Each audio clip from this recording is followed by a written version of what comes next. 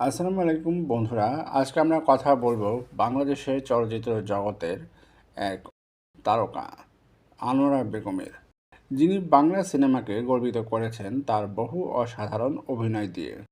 বাংলাদেশি সিনেমার ইতিহাসে এমন একজন আছেন যার নাম শুনলেই চোখে ভেসে আসে ছেলেবেলা স্মৃতি, পরিবার, অনুভূতি, ৬০০+ ছবি, ৮ পুরস্কার। তিনি হলেন আনোয়ারা। শুভারম্ভ হয়েছিল নৃত্য দিয়ে, কিন্তু তারপরই ৬০-এর দশকে তিনি অভিনয়ে প্রবেশ করেন। ১৯৬৭ সালে বালা ছবিতে তিনি নায়িকা হিসেবে আত্মপ্রকাশ করেন, কিন্তু যেই ছবিতে তার আসল পরিচয় হয় সেটা ছিল ১৯৬৭ সালের নবাব সিরাজউদ্দৌলা। তখন থেকেই চলচ্চিত্র জগতে তার উত্থান শুরু।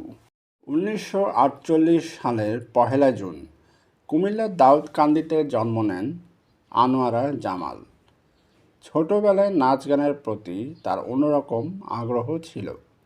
এরপর ১৯৬১ সালে তিনি নৃত্যশিল্পী হিসেবে চলচ্চিত্র জগতে প্রথম পা রাখেন।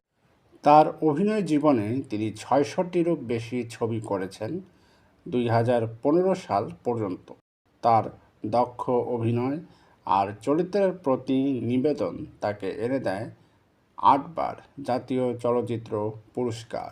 বিশেষ করে গোলাপি এখন ট্রেনে ১৯৭৮, শুভদা ১৯৮৬ সহ বহু ছবিতে পার্শ্ব চরিত্র এবং কেন্দ্রীয় চরিত্রে তিনি বহু প্রশংসা পেয়েছেন। পাশাপাশি তিনি মায়ের চরিত্রও সেরা করে গেছেন। ৬০০+ ছবি, ৮ জাতীয় পুরস্কার, দশকের পর দশক ধরে অভিনয়। আনোয়ারার যাত্রা আমাদেরকে শেখায় কঠোর পরিশ্রম, দৃঢ় মনোবল আর প্রতিশ্রুতি হলে দূরত্ব নির্বিশেষ। আজকের নবীন অভিনেতা ও কন্টেন্ট ক্রিয়েটরদের জন্য আনোয়ারা একটি প্রতিকৃতি। যদি আজকের ভিডিও ভালো লাগে তাহলে লাইক ও সাবস্ক্রাইব করুন।